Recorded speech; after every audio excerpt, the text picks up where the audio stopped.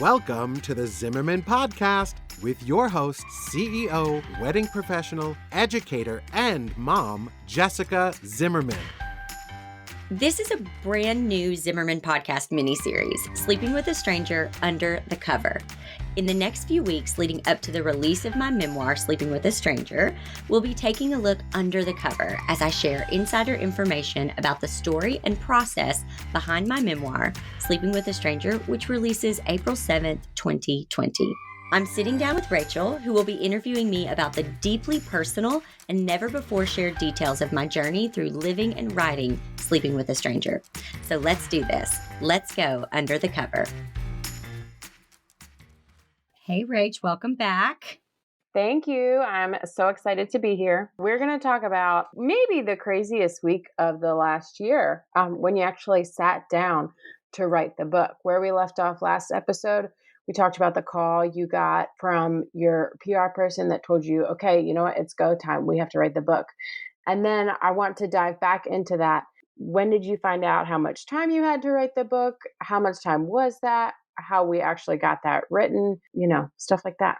So I received that call, and then I knew that it would be April 7th was the date we were going to release it. And so basically you just have to work backwards. And I say this too for people when they talk about making their dreams a reality. You basically what's the end goal? And then you kind of work backwards, right? So the PR people knew, I guess, the steps. So they said, all we need from you right now is we need the manuscript, which I was like, yeah. I mean, I have zero lingo when it comes to the book world. I was like, does that mean like the first draft, I don't know. And she said, we need the manuscript and we need it by November 1st, I think. And again, podcast was launching November 4th. And I get this call and it was the end of September, maybe the beginning of October. And I just thought, okay, so I've got to get that done now, basically.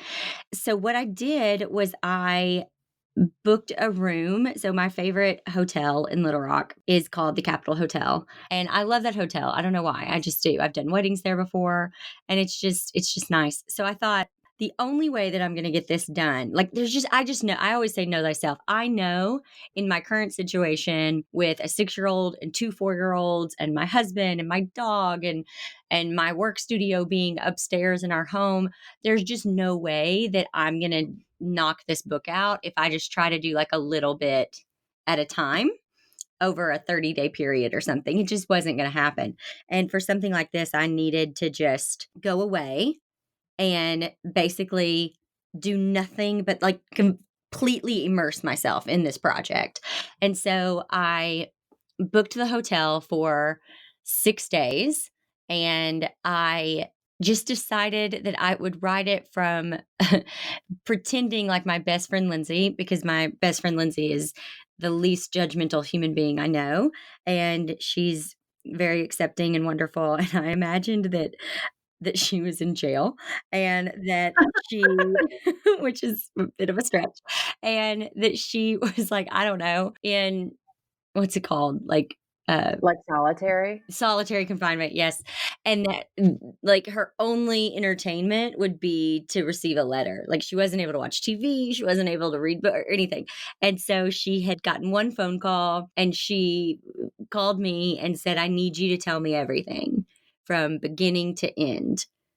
Write it. And I was like, oh, okay. So I'm going to tell her everything. So because I was writing it to her, I was able to just share it from beginning to end. Because if I thought about it from a process of other people are going to read it, I mean, I know without a shadow of a doubt, I can name 3 parts right now that I would have never put in there. You know what I mean? Ever in a million years, because I would never want anyone to know those things about me.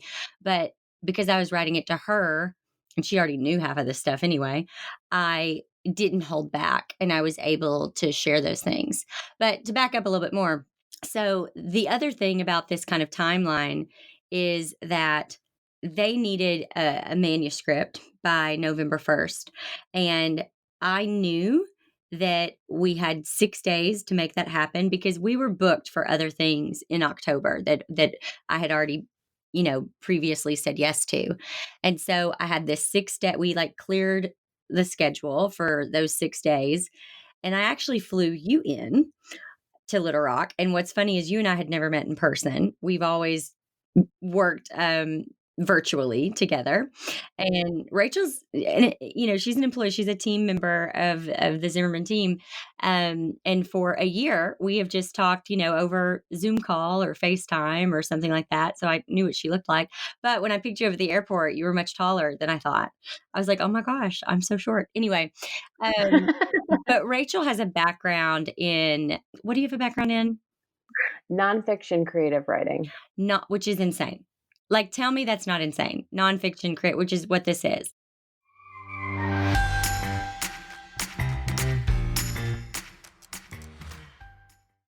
Mark your calendar for April 7th. It's book launch day. If you want details on my upcoming book tour, like cities I'll be visiting, how you can meet me in person and get a signed copy of the book, you've got to get your name on the list. This list, it's going to get you the VIP treatment. We've got awesome bonuses prepared, but only for those who have signed up. Go to sleepingwithastranger.com to become a VIP today. That's sleepingwithastranger.com.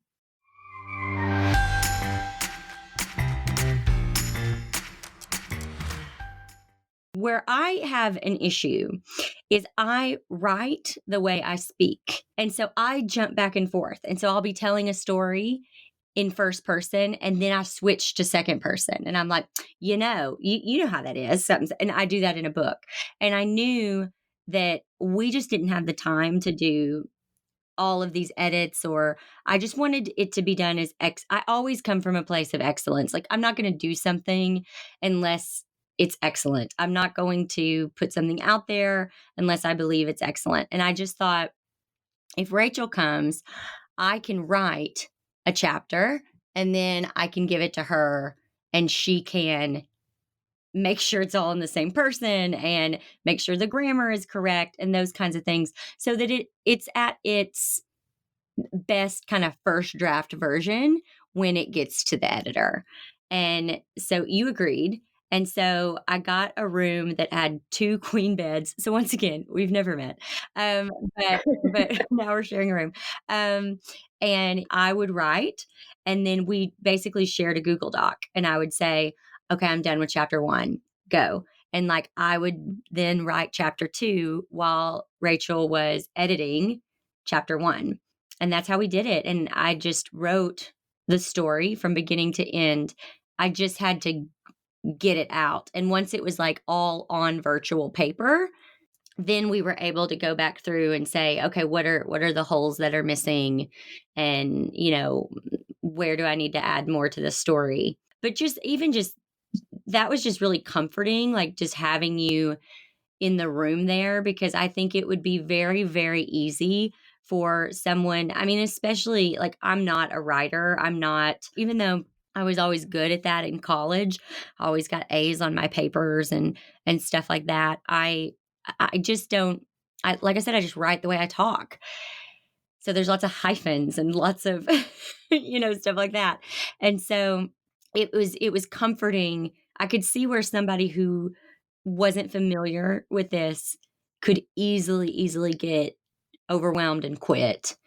And I think just having you in the room with me, like if I got stuck or if I said, I'm trying to say this, why am I getting stuck? Because when you're doing nothing but writing for 6 solid days and you're not used to that, like that's not what you do. Mm-hmm. It is exhausting. It's draining. And also the story that I'm writing is not one that I really wanted to go revisit. And so it was almost like, just do it, just go revisit it. There were lots of tears, I mean, it was like, just get it out and then it's done. Then you don't ever have to do that again. And so again, I can see why, a lot of people would stop and quit, but like having you there and having paid for the hotel room, having paid for your flight to come into Little Rock and, help me with that, kept me on course. And I know that about me. I say that all the time. Like, if I pay for things, I'll follow through. So I knew by paying for the hotel and paying for your flight, I would get it written in 6 days. Definitely. And it was, the first day was really like we just processed the whole story beginning to end the whole first day.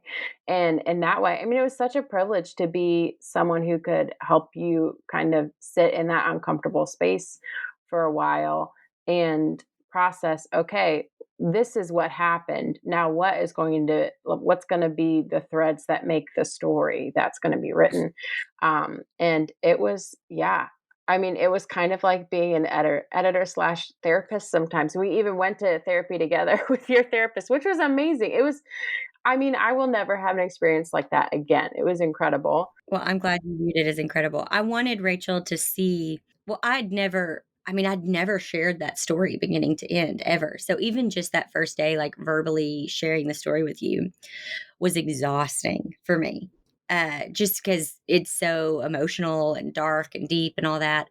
But I wanted you to, we were going to be writing about my family. We were going to be writing about, my home and a previous home and my therapist. And I wanted you to meet all those people so that you could see if I was describing, everything correctly, or if you had something to add to it that would, benefit. So yeah, I go to therapy every Tuesday with Lynn. You came with me. And so you got to see that experience. So it's actually quite funny because I'm very black and white with my team members. We're in a business and kind of like, I don't need to know your personal life and you don't need to know my personal life. We're going to get our work done and then we're going to, I separate it. I'm able to like compartmentalize everything. And then all of a sudden you have a team member sitting in front of you that you've worked with virtually on a very professional level for a year, and you're sharing with them about your sex life, about your therapy sessions, just things that are I would never share these things with a team member. So it was even a bit, even though it felt very natural, and I'm so grateful that the Lord brought you to me, Rachel, because you somehow have a way of being able to balance that line of professionalism and also feeling like a safe place, which Mhm. I'm very grateful for. But for me as an employer who is really, kind of prided myself on being professional with my team members and knowing where the line is and not crossing it, that was a interesting place for me to go, okay, well, now you're gonna have to cross that line because now the work has moved into talking about your personal life. So that was interesting. Yes, and it's kind of like you see someone on the street and then you're like, "Hey, tomorrow, let's go run a marathon." And so we kind of had to enter into this crazy intense, we had worked together about, important stuff, but virtually. And then, I flew to Arkansas. You wrote a book in a week and I was present for it. And it was a very symbiotic relationship. But yeah, I mean, such a weird, fun, amazing thing to navigate. And it was quite the week. I think we both ended the week ready for a nice long nap. Yes, absolutely. And here's the crazy thing about this. This is, again, another reason why I know that this book is exactly, it's so much bigger than me, meaning like I believe I'm just supposed to get it out there. And I hired Rachel, was it in January It of was. 2019, Yeah. to help with our newsletter? Meaning at the time, we're not doing this anymore, but at the time we were sending out 2 to 3 newsletters a month, and I did not have time to physically sit down and write all those. So I would get on a phone call with Rachel and share with her verbally what I wanted in the newsletter, and she would write it, and then I would proof it and okay it, and then it would go out. So I had hired her in January for that. I'm sure you told me your background, but that honestly just kind of goes in one ear and out the other for me. Like I just am like, can you do this one thing I need you to do? That's kind of where my focus is. Yeah, and you usually have a gut reaction about people. Like you specifically kind of either know, is this who this is or is it not? And you Yep, just kind of knew. So there we went. absolutely. So then I get the call about the book, and I called you that same day, and I said, I'm supposed to do this, and I got to go to this hotel in 3 weeks. Do you think you could maybe proofread it for me or something like that? And you said to me, do you know I have a degree in nonfiction creative writing. And I was like, what? Like, what? So it's just things like that that, um, and then Catherine Joe Wakeham, who of Crim Brands, who does our branding, I had emailed her that same day and asked her about doing the book cover. And I said, I know that's not what you do, but you know the brand, and I'd really like you to do it. And she said, Jessica, that's what I used to do before I went into business for myself. I used to design book covers. And I was like, are you kidding me? Like, so these were the things that were happening during this time. Yeah. Yeah. And now it's just all coming together. It's all coming together. Thanks for talking to us about the week that you wrote the book. Thanks for asking. Thanks for listening to this episode of the Zimmerman Podcast miniseries, Sleeping with a Stranger Under the Cover. Don't forget, you can get book updates and VIP treatment at sleepingwithastranger.com. The book will be available April 7th in stores and online. Thanks for joining me today. I'll see you next time.